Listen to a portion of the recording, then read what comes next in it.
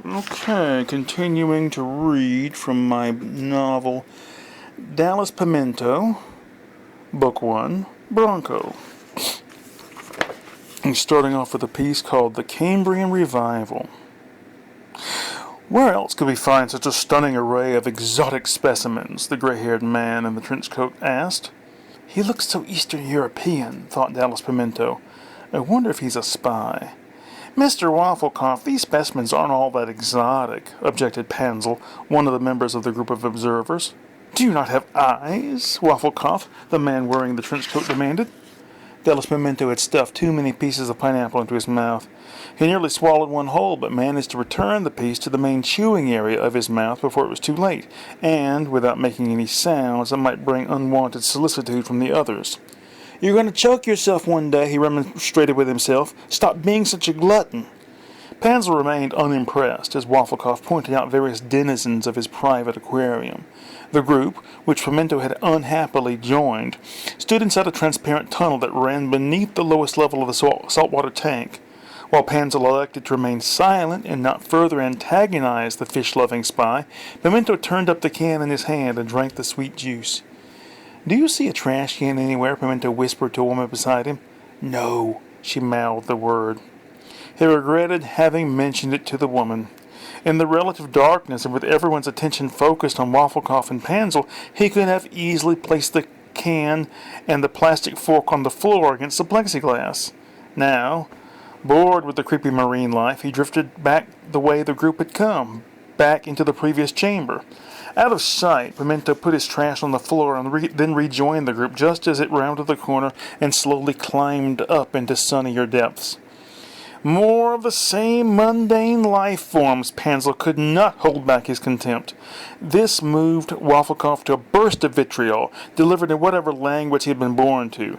Did you find a trash can? The woman whispered to Pimiento. No, Pimiento confessed with a grin. Pronounced mechanism. Dallas Pimiento and his wife Elsa were having dinner with the Black Eyes, a married couple roughly 10 years younger than they. Where do you go to church? Asked Louisa Blackeye. We don't, Dallas promptly replied. He knew his wife would answer much less tactfully than he and wanted to get the first word in, hoping to shape the course of what could become an explosive topic. However, Elsa jumped right in after him with, There is no God. Oh, how can you say that? Kent Blackeye demanded. Dallas decided to withdraw at that point. He concentrated on the macaroni and cheese on his plate. That, along with a nearly room-temperature dinner roll, were all he found among the offerings that he could eat. The centerpiece was a suckling pig. The Black Eyes seemed to find the Pimiento's spurning of it as perplexing as their failure to believe in God, the soul, or the afterlife. Though he had resigned himself to allowing Elsa to do all the talking, Dallas found himself asked pointedly what it was he did believe. I'm a mechanist, he said without emotion. After the dinner was over and he and Elsa were driving home, Elsa asked him, Why did you say you were a mechanist? Because I am. Dallas was relieved that the Black Eyes had served dessert, else he might not have gotten enough to eat. How does that differ from an atheist? Elsa asked, or a materialist, for that matter? She added, before Dallas could begin answering. I don't know, he admitted. It just sounds good to me. The idea of the universe as a great machine-like thing, with us just parts of it. You shouldn't use terms you can't exactly define. Just stick with atheists. That alone pisses them off enough. I didn't think we were there to piss them off. I didn't know what we were there for, sitting there having to stare at that dead baby pig. Intrigued, Pimiento looked at the word mechanist after they reached their small, international-style house. He was pleased when he saw that the word's meaning contained the denial of free will. There will be no breakfast. Seth DeMoom was painfully roused from a deep sleep by the black-uniformed members of the Science Ministry's Enforcement Division. Seth DeMoom, the squad leader said, directing attention to himself. Put on these clothes and be quick about it. What's going on? DeMoom asked breathlessly. You see this patch? The leader asked, pointing at the Enforcement Division's crest sewn onto his sleeve. Get dressed now. Don't make us dress you. We've been known to break fingers while pulling arms through sleeves. Are you arresting me? DeMoom begged as he stepped into the orange coveralls provided for him. That's not my job, said the leader. Your questions will have to wait. Put on these shoes, ordered another of the science troops. DeMoom stepped into the plastic loafers. He thought better than to ask for socks. Now dressed, he was hustled out of his apartment and down to a van waiting in the street. About 10:30 that morning, Bud Shank, waiting to see if the absent DeMoom wanted to get together for lunch, called the latter's house. He got no answer. After work, he drove by DeMoom's apartment and, seeing his car outside, went up to the door.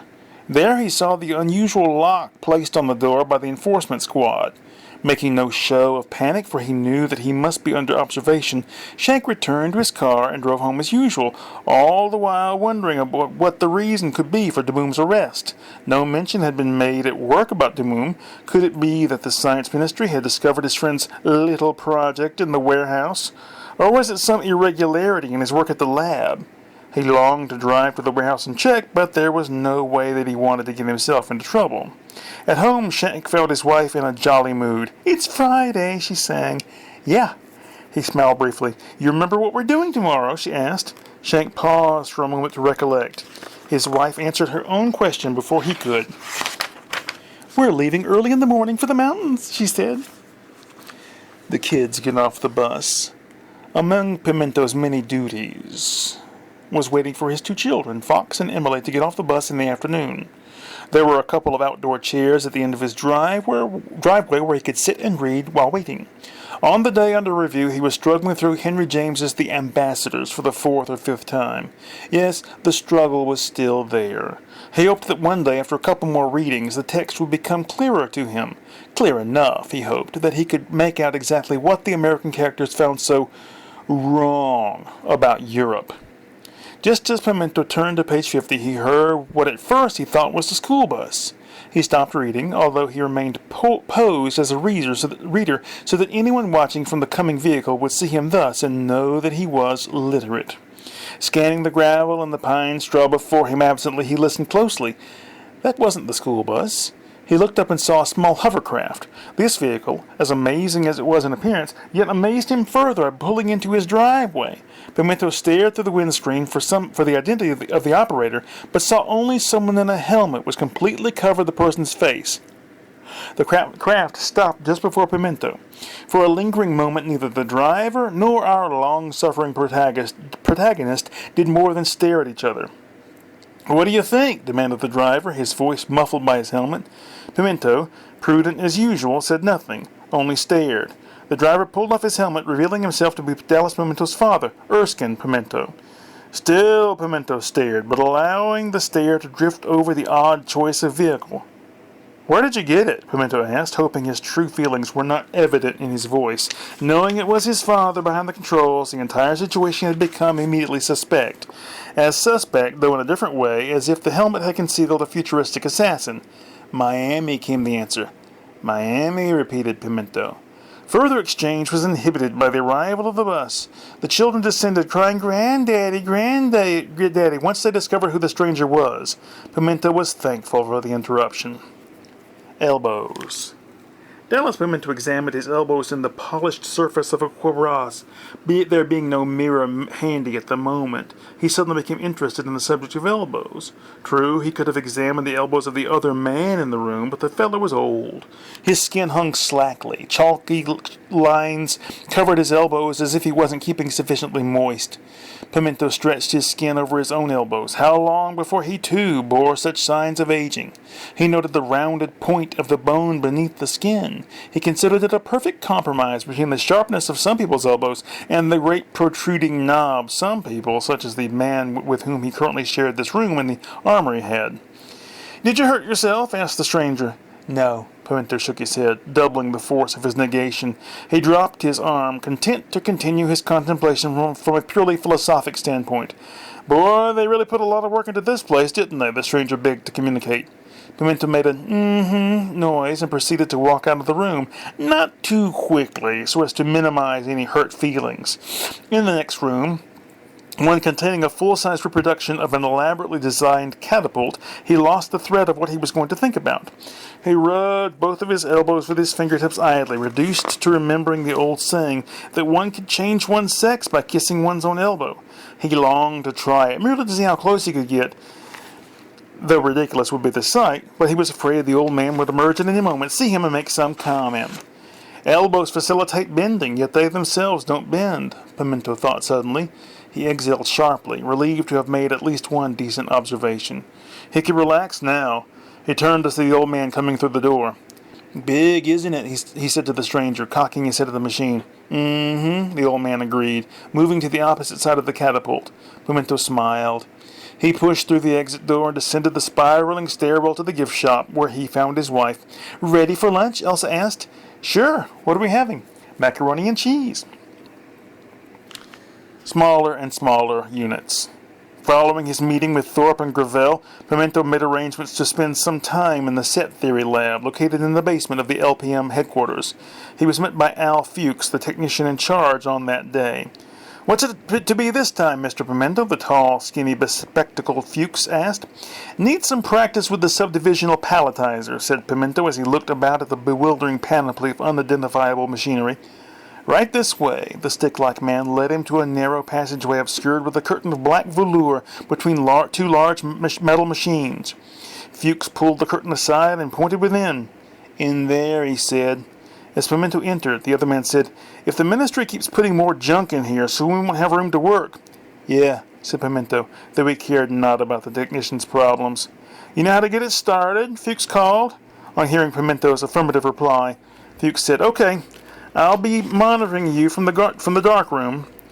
Down the narrow passage Pimiento continued until he reached a small, low-ceilinged room, a book-lined den furnished with a single padded chair and an ottoman.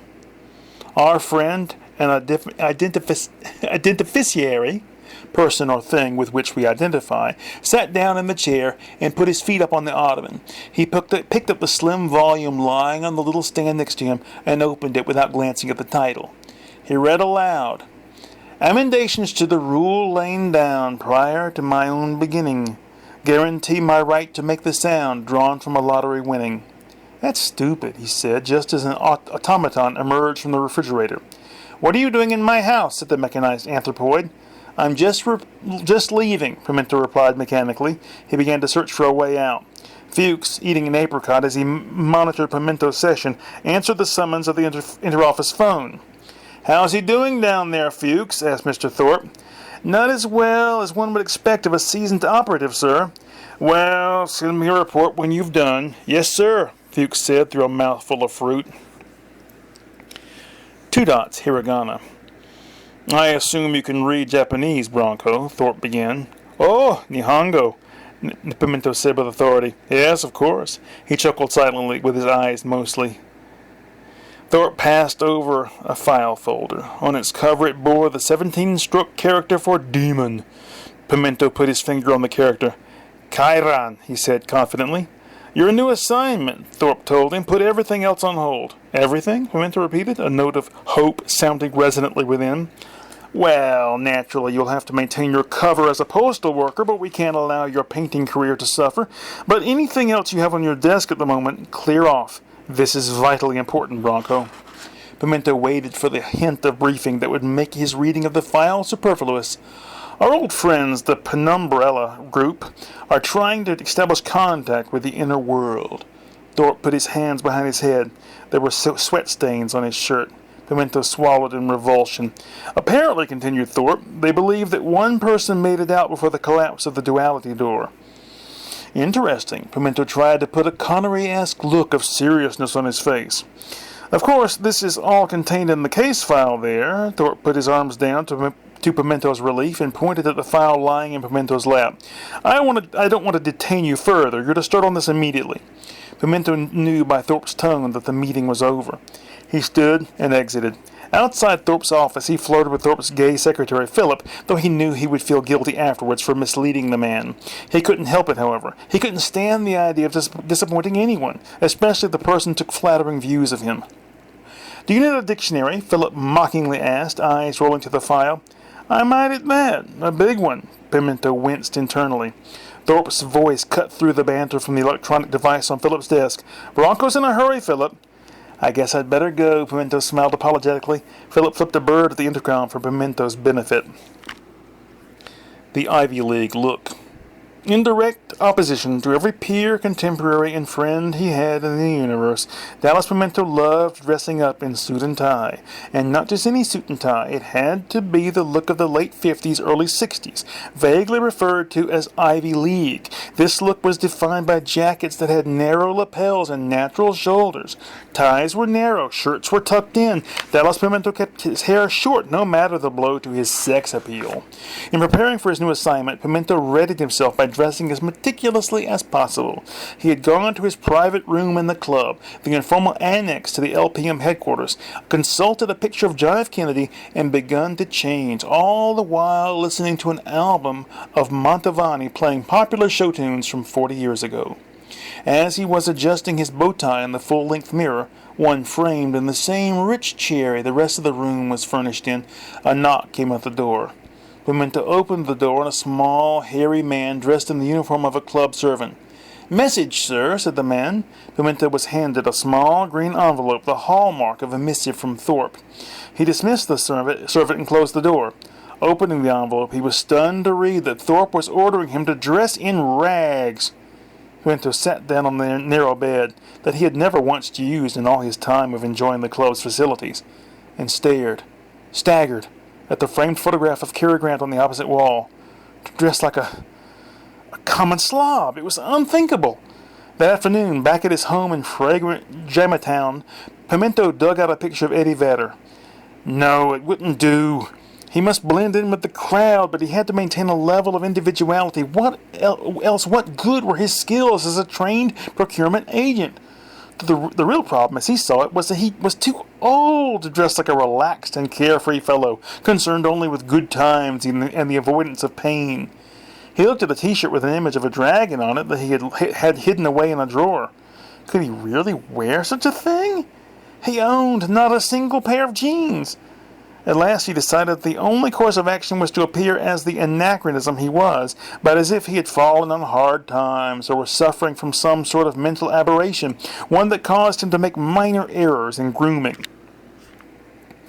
The workings of Mizo.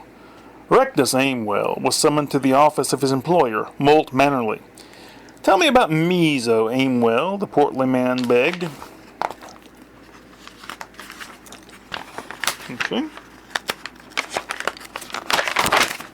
Aimwell cleared his throat and began.